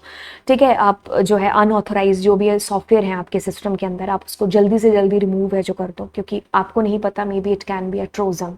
ठीक है, तो जो भी फालतू के ऐसे सॉफ्टवेयर हैं आप ना तो डाउनलोड किया करें, और अगर डाउनलोड कर लिया तो आप उनको जरूर डिलीट कर दो। ठीक है, ओके। कहता है कि टेक रेगुलर बैकअप। जी हाँ, बिल्कुल रेगुलर बैकअप है, ये आपको एक हैबिट में रखना होगा। अभी तो चलो आप 10th क्लास में, आपको इतना सारा कोई काम है नहीं, लेकिन जैसे मैं अगर अपना एग्जाम्पल लूँ तो मैं महीने में 2 से 3 बार बैकअप है जो ज़रूर लेती हूँ। ठीक है, तो मतलब जैसे 6 महीने का बैकअप जब हो जाता है तो मैं पिछले 6 महीने का डिलीट कर देती हूँ, क्योंकि ऑफ कोर्स इतना सारा डेटा हो जाता है, आप कहाँ ही रखोगे उनको, है ना। बट येस, मैं बैकअप है जो प्रॉपर लेकर के रखती हूँ, क्योंकि नहीं पता, क्योंकि एक मशीन है, मशीन कभी भी कुछ भी हो सकता है। ठीक है, टच वुड मेरी मशीन को कभी कुछ ना हो। ठीक है, अब ये कहता है कि ensure backup are working properly. Backup मतलब आपको जो है टाइम टू टाइम रखना चाहिए। Ensure the backups are working properly, yes, आपको ये इंश्योर करना चाहिए कि जो बैकअप आपने लिया है तो वो बाद में अगर कभी आपको ज़रूरत पड़ती है, अगर आपने कुछ डेटा डिलीट किया है फ्यूचर में, या तो आपका वो काम है जो बेसिकली अच्छे ढंग से करे, बैकअप जो आपने डेटा का लिया है कि वो सही से लिया हो। बाय पीरियडिकली रिस्टोरिंग और checking of data, you should use external hard drive for backup of data on your computer. तो जैसे कि मैं अगर अपनी बात करूं तो मैं कुछ डेटा अपना ड्राइव पर रखती हूँ, ड्राइव का स्पेस फुल हो जाता है तो ऑफकोर्स मैं हार्ड डिस्क है जो एक्सटर्नल उसके अंदर है जो अपने डेटा को रखती हूँ। ठीक है, एंड यस, आगे कहता है कि आप जो है एंटीवायरस वगैरह है जिसको आप अपडेट भी करके रखिए, और आप टाइम टू टाइम उसको रन भी है जो करिए। ठीक है, तो एंटीवायरस से वायरस फ्री है जो अपना कंप्यूटर रहेगा, और उसको आप वायरस फ्री रखो। Keep antivirus software up to date. हम एंटीवायरस कहीं से हैक वैक कर लेते हैं। ठीक है, तो देखो फ्री कोई भी ऐसी चीज़ नहीं है। ठीक है, कि भाई फ्री में आपको कुछ आपके कंप्यूटर का आपका भला करने के लिए, भाई ऐसे कोई दुनिया में ऐसे कोई लोग नहीं है। ठीक है, अगर आपके पास है एंटीवायरस तो एक अच्छी चीज़ है, नहीं तो आप परचेज करिए, और परचेज करने के बाद उसको अप टू डेट है जो रखिए। Do not over charge the batteries. ठीक है, जैसे अगर मैं कहूँ तो इस मामले में मैं बहुत ही बेकार हूँ। येस, ओवर चार्ज बैटरी कर करके मैंने शायद बैटरी ख़राब कर दी, क्योंकि अब मेरा कंप्यूटर 1 सेकंड भी नहीं चलता है बिना बैटरी के। ठीक है, तो ये चीज़ आपको ध्यान में रखनी है। कहते हैं कि do not block the vents. Yes, जैसे कि इसमें साइडों में जैसे काफ़ी सारे होल्स हैं, है ना, तो वो जो है कि भाई हाँ, क्योंकि हमारा कंप्यूटर काफ़ी सारी हीट जनरेट करता है, तो वो हीट आपकी आउट आए। ठीक है, तो ऐसा है कि अगर आप इन्हीं होल्स को बंद कर दोगे तो फिर ब्लास्ट हो जाएगा। तो जब हम लैमिनेशन वगैरह कराते हैं ना, तो खास तौर पर ध्यान रखते हैं कि जो भी वेंट्स के लिए होल रखे होते हैं तो उन पर कभी लैमिनेशन होता नहीं है, और आप उनको ढक करके भी नहीं रख सकते। तुम सोचो मैं रजाई में बैठ करके, तो थोड़े टाइम बाद तुम्हें खुद को ऐसा लगेगा बहुत गर्मी हो रही है।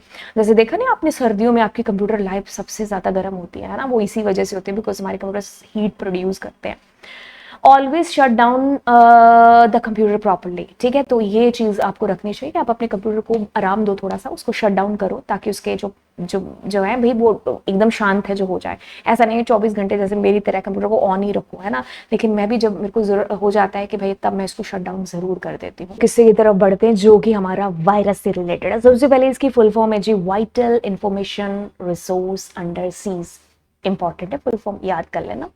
Protecting computer against virus. A computer virus is a software program that attached itself to other programs and alters their behavior. Basically क्या होता है कि भाई ये जो वायरस है ये भी एक सॉफ्टवेयर ही होता है, एक प्रोग्राम्ड होता है, किसके थ्रू सॉफ्टवेयर होता है, ये प्रोग्राम्ड होता है किसके थ्रू, एक शख्स के थ्रू जिसको आप हैकर बोलते हैं, जिसका काम क्या है ऑफ कोर्स आपको नुकसान पहुंचाना, खुद का फायदा करना, मतलब दुनिया में लोग अपने दुख से ज्यादा दुखी नहीं है जितना दूसरे के सुख से ज्यादा दुखी हैं। उन्हीं कैटेगरी के अंदर आते हैं आपके हैकर्स भैया, जो आप कहते हो ना कि मुझे हैकर बनना है, तो ये वही हैकर होते हैं। तो बेसिकली ये क्या करते हैं, कुछ प्रोग्राम्ड करके सॉफ्टवेयर्स जो है अटैच कर देते हैं कुछ ऐसे सॉफ्टवेयर्स के साथ कि जैसे आपको जो है ऐसे ऐसे, मतलब क्योंकि ऑफ कोर्स जहां तुमने फ्री देखा वहां लपक गए, अरे ये फ्री सॉफ्टवेयर है, चलो चलो चलो चलो फ्री सॉफ्टवेयर है तो, है ना, इसको डाउनलोड करते हैं। तो भाई फ्री नाम की कोई चीज नहीं होती है, ठीक है। तो फ्री सिर्फ वो नाम का आपको दिखाया, उसके अंदर मतलब वो 100 चीजें तुमसे ले लेंगे, ठीक है। तो आपको दिखा रहे ये फ्री मिल रहा है आपको एंटीवायरस, जो मुझे लाखों में मिल रहा था, लाखों में नहीं मतलब हजारों में मिल रहा था, तो आपने उसको डाउनलोड किया। अब वो डाउनलोड किया ना, तो उसके साथ साथ आपके पास में क्या आ गया, डाउनलोड किया। अब ऐसा होता है कि उस डाउनलोड जो आपका सॉफ्टवेयर है ना, उसके साथ में अटैच होकर के आया आपका virus.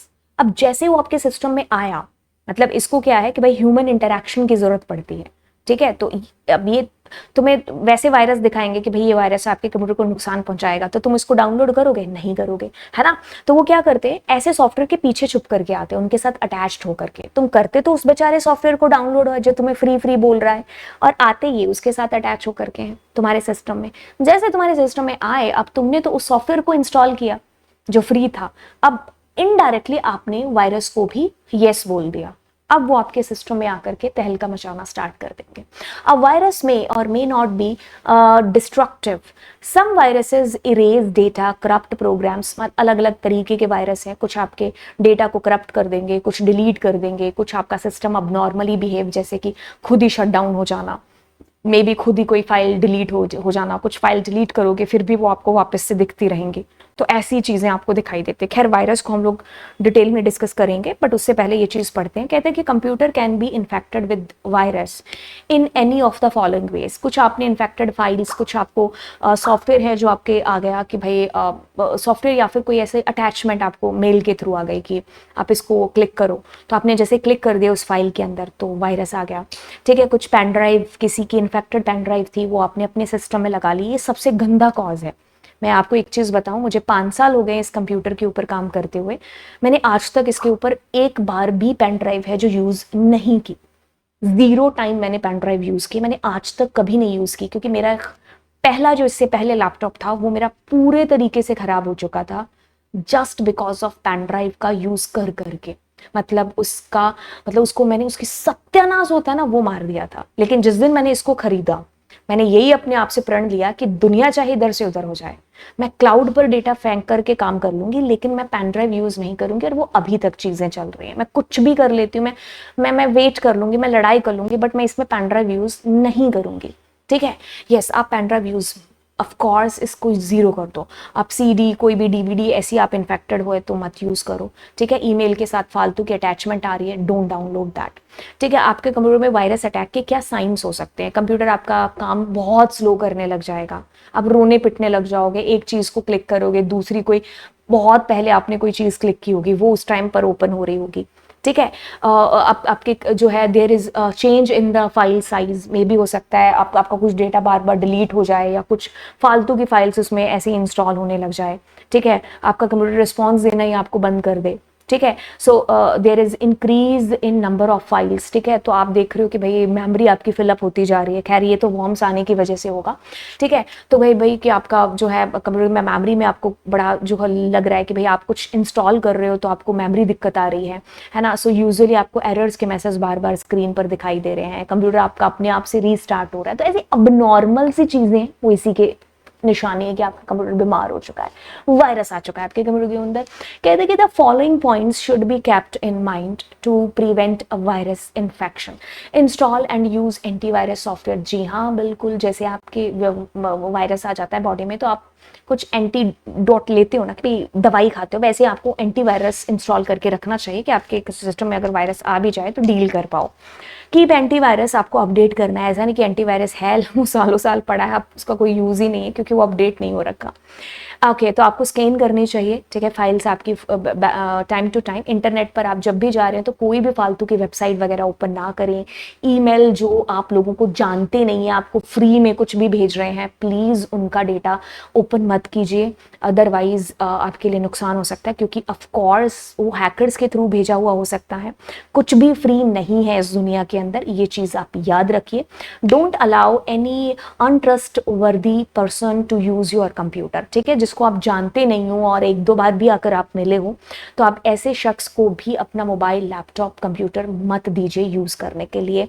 New use unknown pen drive, CD on your computer, ठीक है।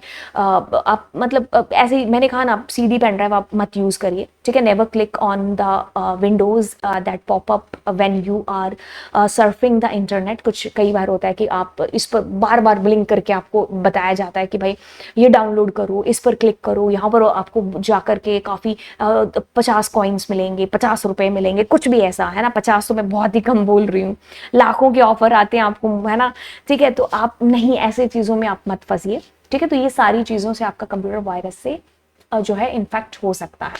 अब हम आग की दीवारों की बात करते हैं, जिसका नाम है जी फायरवॉल, ठीक है। इसको समझने के लिए एक एग्जांपल लेते हैं कि जैसे ये घर है, इस घर में काफ़ी सारे लोग हैं, ठीक है। अब आप चाहते हो कि ना तो ये लोग घर के बाहर जाएं और ना बाहर वाले लोग इस घर के अंदर आए, तो आप क्या कर लेते हो भाई, इनकी दीवारों पर आग लगा दोगे। तो अब ये जो है, ये शख्स बाहर नहीं जा सकते और ना ही बाहर वाले अंदर आ सकते हैं। अब ऐसे तो फायरवॉल समझ में आएगा नहीं। अब इस घर की जगह आप एक कंपनी का एग्जाम्पल लो कि ये कंपनी है, और ये लोगों की जगह एग्जाम्पल लो कि ये सारे आपके कंप्यूटर डिवाइसेस हैं। फायरवॉल क्या करती है, आपको जो है प्रिवेंट करती है कि अनऑथोराइज एक्सेस ना हो पाए। यानी कि कहने का मतलब है कि कोई बाहर वाला जो आपके ऑर्गेनाइजेशन के अंदर एंटर ना कर पाए, मतलब आपका जो नेटवर्क है उसको इस्तेमाल ना कर पाए, ठीक है। और ये वाले भी हैं जो बाहर का यूज ना कर पाए, ठीक है। तो मतलब एक अनऑथोराइज तरीके से कोई एक्सेस करना चाह रहा है आपके डेटा को, तो उससे प्रिवेंट करेगा। तो firewall is a technique use in a secured computer system or network to block unauthorized access and allow the authorized user। मतलब वो जो घर के अंदर जैसे लोग थे, वैसे ही आप उस कंपनी के अंदर जितने भी सिस्टम्स हैं उनको अथॉरिटी है, ठीक है, वो ऑथोराइज्ड हैं कि जो इस सिस्टम के अंदर जो भी नेटवर्क के ऊपर डेटा है उसको यूज कर सकते हैं।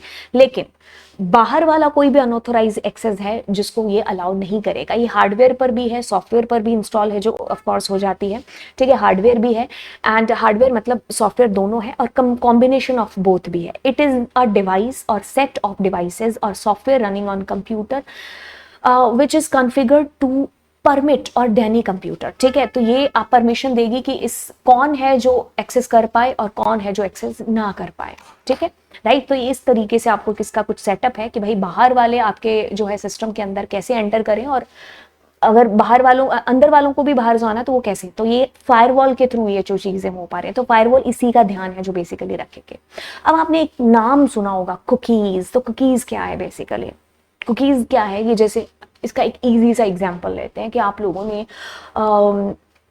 कई बार हम लोग किसी वेबसाइट को ओपन करते हैं तो वो पहली बार में बड़ी मुश्किल से ओपन होती है, मतलब बहुत टाइम लगाती है, ठीक है। और कई बार अपनी दूसरी बार जब आप जाते हो तो वो आपको आसानी से आपकी ओपन हो जाती है। ओके, ये एक एग्जांपल है। कई बार आपने क्या किया होगा, कोई एक फॉर्म फिल कर रहे हो, फिर वैसा सही कभी आप दूसरा फॉर्म फिल करते हो तो उसमें आपका नाम लिखते ही सारा डेटा ऑटोमेटिकली आ जाता है ना। तो ये सारे किसके कमाल है, कुकीज के ही कमाल है, ठीक है। तो कुकीज क्या करती है कि जैसे आपने किसी एक अननोन एक वेबसाइट को ओपन किया, जैसे मान लो आपने फ्लिपकार्ट को ओपन किया, तो जैसे आप फ्लिपकार्ट की वेबसाइट पर गए तो फ्लिपकार्ट वालों ने क्या किया, एक टेक्स्ट फाइल आपके ब्राउजर पर जो है इंस्टॉल कर दी, मतलब आपके ब्राउजर के अंदर एक जो है एक ड्रॉप कर दी टेक्स्ट फाइल। वही टेक्स्ट फाइल क्या है, कुकीज है। तो उस टेक्स्ट फाइल में आपका यूजर नेम, आपका पासवर्ड, ये सारी चीजें होंगी।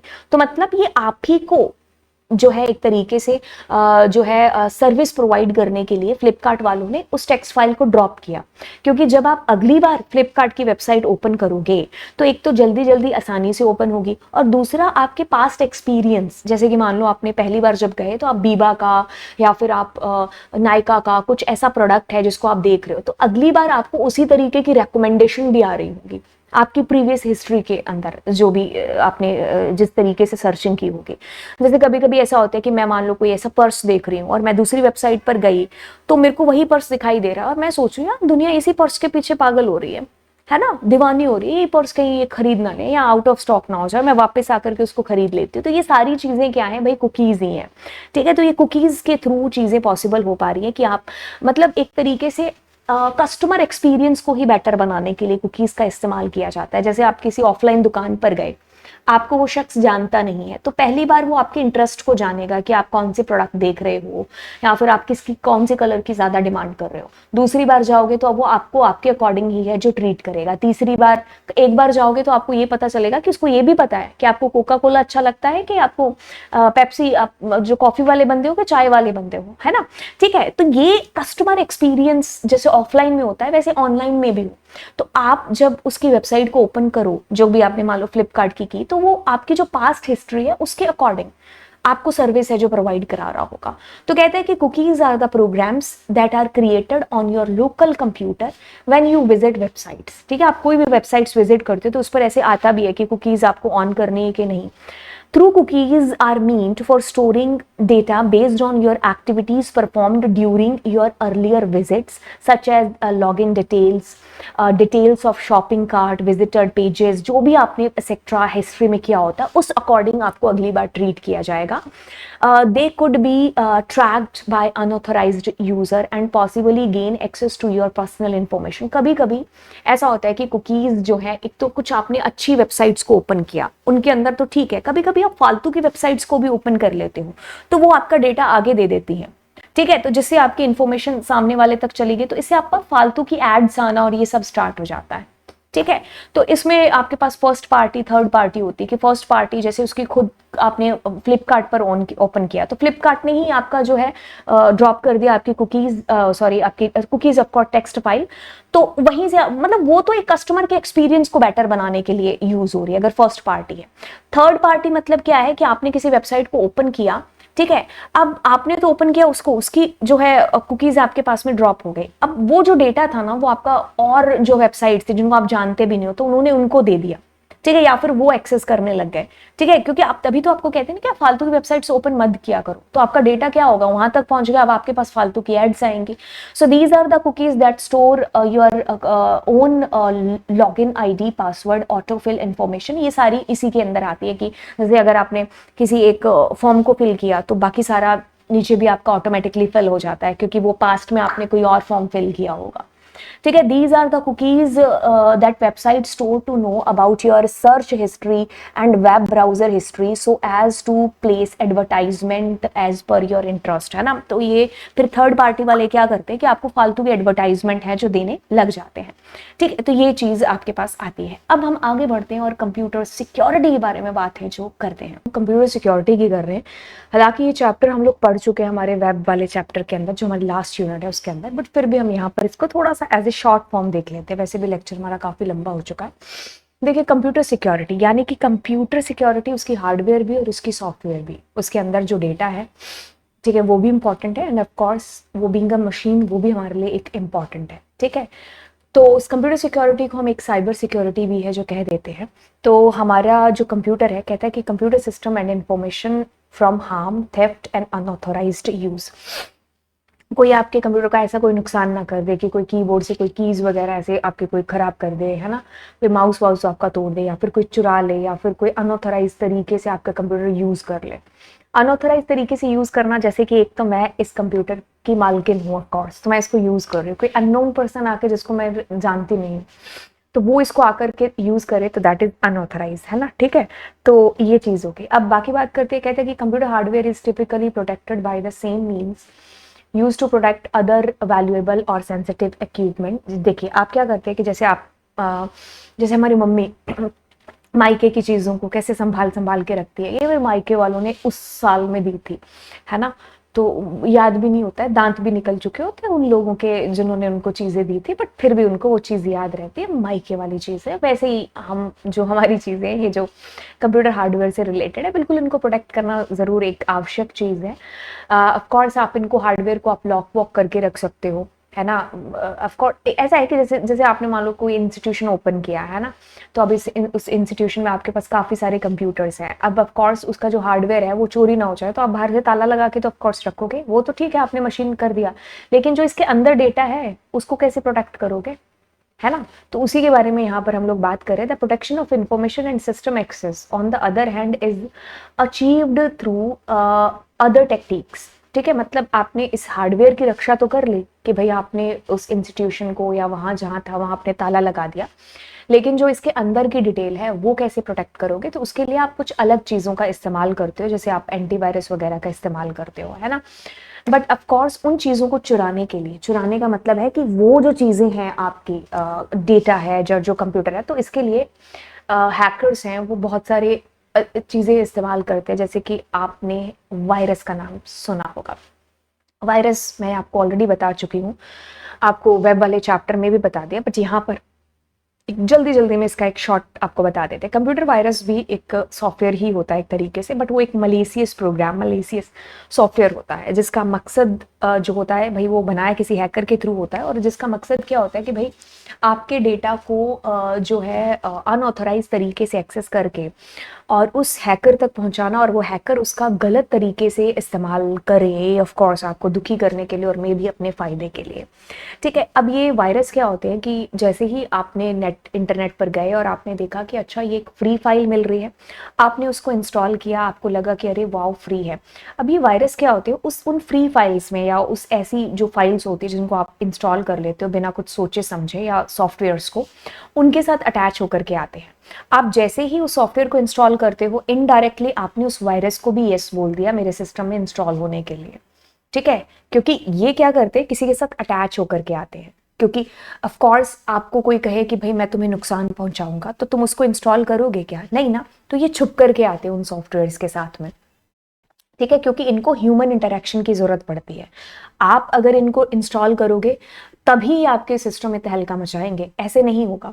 ठीक है, तो इसीलिए क्या होते हैं कि भाई दूसरे जो सॉफ्टवेयर्स होते हैं फालतू के, उनके साथ अटैच होकर के आते हैं, तो आप इनडायरेक्टली उन फालतू के सॉफ्टवेयर्स को इंस्टॉल करते हो, बट मतलब डायरेक्टली आप इनको करते हो इंस्टॉल, इनडायरेक्टली ये हो जाते हैं वायरस इंस्टॉल। तो फिर जब आपके सिस्टम में आ गए तो आपका सिस्टम फिर अब नॉर्मल बिहेव करने लग जाएगा, है ना। तो इसमें कुछ मेमोरी की दिक्कत आपको आने लग जाएगी, कभी आपका सिस्टम खुद ब खुद शट डाउन, खुद ब खुद फाइल्स डिलीट हो जाना, ये सारी चीज़ें आपके सिस्टम के अंदर स्टार्ट हो जाएंगी। इसको बड़ी डिटेल में मैंने वहाँ डिस्कस कर रखा है, वैसे शॉर्ट फॉर्म में मैंने आपको बता दिया। वॉर्म्स ये भी वायरस की तरह ही होते हैं। ठीक है, जैसे ही आपने जो है मतलब ये आपके सिस्टम के अंदर आते हैं तो ये भी रेप्लिकेट होते हैं। मैं इसके बारे में भी एक चीज़ बता दूं, जैसे ये अंडरलाइन भी मैंने किया हुआ है, ये लाइन रह गई, ये अपने आप को रेप्लिकेट भी हैं जो करते हैं, मतलब अपनी सेना बनाते रहते हैं कि जैसे मान लो आपके सिस्टम में वायरस आया, अब ये क्या है, और वायरस को क्रिएट करते रहते हैं। ठीक है, जिससे आपके सिस्टम में मेमोरी की दिक्कत भी रहती है। वही चीज़ वॉर्म्स के साथ भी है, बट वॉर्म्स को ह्यूमन इंटरेक्शन की ज़रूरत नहीं होती है। तो जैसे ही आपके सिस्टम में आए, ये अपनी सेना बनाना बंद कर देते हैं, मतलब स्टार्ट कर देते हैं, और आपके सिस्टम के अंदर क्या होता है कि भाई मेमोरी की दिक्कत आ जाती है, इंटरनेट की स्पीड जो जैसी होती है वैसी होती नहीं है, मतलब स्लो हो जाते सारी चीज़ें। ठीक है, तो ये दिक्कतें आपके सिस्टम के अंदर आपको आने लगती हैं वॉर्म्स के थ्रू। ठीक है, बाकी आप एक स्ट्रॉन्ग पासवर्ड यूज़ करो जब भी आप यूज़ कर रहे हो, तो ये सारी चीज़ें आपको होनी कि आप अगर अनऑथराइज तरीके से आपके कंप्यूटर का कोई एक्सेस ना ले ले, तो जो कंप्यूटर के ऊपर आप पासवर्ड रखते हो वो भी आपको अच्छा रखना चाहिए, मतलब अच्छा इन द सेंस कि आपको सारे मिक्सअप करेक्टर का रखना चाहिए। कोई आप फेसबुक पर या ऐसे सोशल मीडिया पर हो, वहाँ पर आप एक ढंग से पासवर्ड है जिसको आप रखिए। एंटीवायरस ऑफ कोर्स आप इसको इंस्टॉल भी करिए, एंड ऑफ कोर्स अपडेट भी है जो करके रखिए। ठीक है, ओके, अब लास्ट चीज़ आती है वो है एनक्रिप्शन और डिक्रिप्शन। ये क्या चीज़ है? ये एक प्रोसेस है।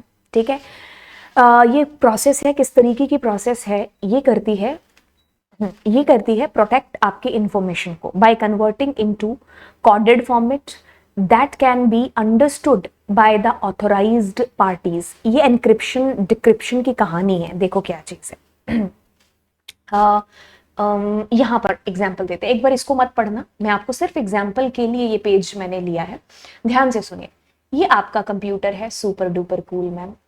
ठीक है, ये आपके दोस्त का कंप्यूटर है, डुपर कूल मैम। आपने इसको कोई एक मैसेज भेजना है। ठीक है, अब आपने इसको मान लो कोई हेलो का मैसेज, या फिर आपने कोई एक ऐसा पासवर्ड इसको भेज दिया कि आपने ऐसा कोई पासवर्ड भेजा ऐसे करके। ठीक है, अब आपने अगर इसको प्लेन टेक्स्ट में भेजा है तो बीच में जो हैकर भैया होंगे वो आपके इस मैसेज को देख लेंगे और उसको पता चल जाएगा ये पासवर्ड है।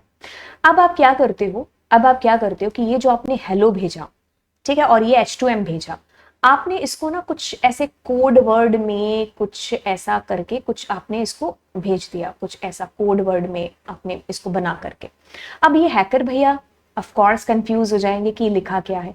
ये सिर्फ इस बंदे को समझ में आएगा, ठीक है। तो अभी मैं क्या चीज कहने की कोशिश कर रही हूँ, आपका जो प्लेन टेक्स्ट था जिसके अंदर आपने हेलो या हाई लिखा था और आपने एक पासवर्ड जो भी लिखा था H2O या जो भी था, वो एक प्लेन टेक्स्ट था। उसको किसी एक ऐसे कोड में कन्वर्ट कर देना जो कि मतलब उसको इनक्रिप्ट कर देना, और वो कोड क्या होगा, वैसे तो आपकी बुक में नहीं लिखा हुआ, उसको हम साइफर कोड कहते हैं, ठीक है। तो साइफर कोड में कन्वर्ट कर दिया, मतलब एक ऐसा कोड जो कि इस बंदे के थ्रू समझ में नहीं आएगा, जो बंदा आपका हैकर है।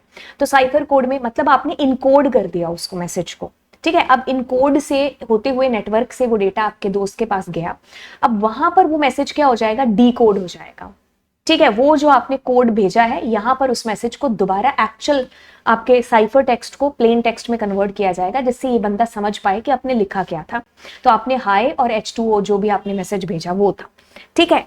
तो मतलब आपको समझ में आया। तो ये प्रोसेस क्या होगी, डिकोड करना मैसेज को, ठीक है। और ये प्रोसेस क्या होगी, एनकोड करना, ठीक है। तो मतलब ये क्यों किया जाता है, ताकि आपका डेटा सिक्योर रहे। तो प्लेन टेक्स्ट को साइफर टेक्स्ट में कन्वर्ट करना क्या हो गया प्रोसेस, एनकोडिंग, और साइफर टेक्स्ट को प्लेन टेक्स्ट में कन्वर्ट करना इज डिकोड, ठीक है, राइट। सो एनक्रिप्शन डिक्रिप्शन मतलब encoding decoding are the process used to protect information by converting it into a coded format that can be understood by the authorized party। मतलब वही party समझ सकती है जिसको आपने डेटा भेजा है, उसी को समझ में आएगा। encryption is like putting your message in a secret code, while decryption is using the key to unlock and read the secret code। तो उसको की भी है जो दी जाएगी, जिसके थ्रू वो उस कोड को कन्वर्ट कर पाए, ताकि जिससे वो समझ पाए उस मैसेज को जो आपने सीक्रेट कोड उसको भेजा है। कई बार हम लोग घर पर बात नहीं करते, मम्मी पापा को समझ में ना जाए, हम भाई बहन आपस में, है ना, तो पता होता है भाई को कि बहन क्या बोल रही है, बहन को पता होता है कि भाई क्या बोल रहा है, ठीक है।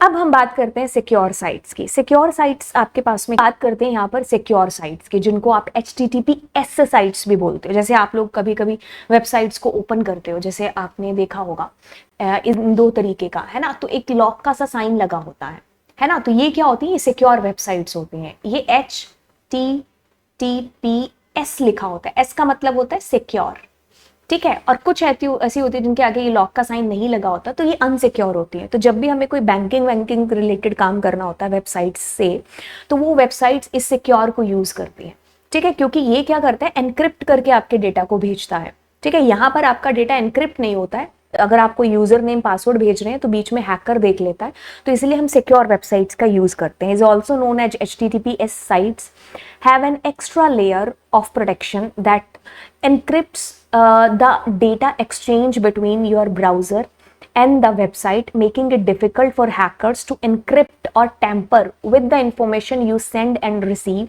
such as login credential or payment details। तो अगर हम HTTPS वेबसाइट्स का यूज करते हैं ना, तो बीच में जो हैकर या क्रैकर होते हैं उनको डिक्रिप्ट मैसेज ऑफ कोर्स वो नहीं कर पाते हैं, क्योंकि वो इनक्रिप्टेड फॉर्म के अंदर होता है, उनको की पता नहीं होती है, तो उनको पता नहीं चलता है कि आपने क्या भेजा है। तो जब हम कोई क्रेडिट कार्ड से रिलेटेड, कोई ऐसी चीज़ों से हम रिलेटेड अपने काम कर रहे होते हैं, तो हम HTTPS वाली वेबसाइट्स के थ्रू करते हैं, ताकि हमारा डेटा सिक्योर रहे, कोई भी बीच में हमारे डेटा को ऑफ कोर्स स्टील ना कर ले, राइट।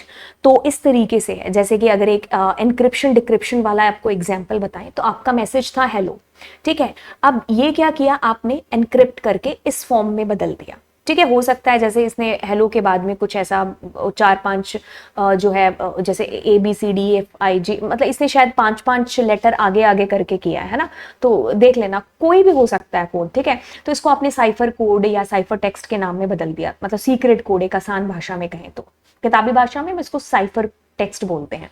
तो ये आपका प्लेन टेक्स्ट साइफर टेक्स्ट में कन्वर्ट हुआ, ये एनक्रिप्शन की के थ्रू हुआ, इसको एनक्रिप्शन बोलेंगे, ठीक है। तो इसके लिए इन्होंने एक की का इस्तेमाल किया होगा, एनक्रिप्शन की, तो ये आपका एनक्रिप्शन हो गया, ठीक है। अब वो मैसेज आपका नेटवर्क से होता हुआ आपके मित्र के पास पहुंचा, अब उसको तो पता नहीं क्या लिखा है, अब वो उसको डिक्रिप्ट करेगा, और डिक्रिप्ट की के थ्रू करेगा, इसीलिए इसको डिक्रिप्शन बोलते हैं। और डिक्रिप्शन मतलब आपका साइफर टेक्स्ट से दोबारा प्लेन टेक्स्ट में बदल जाना।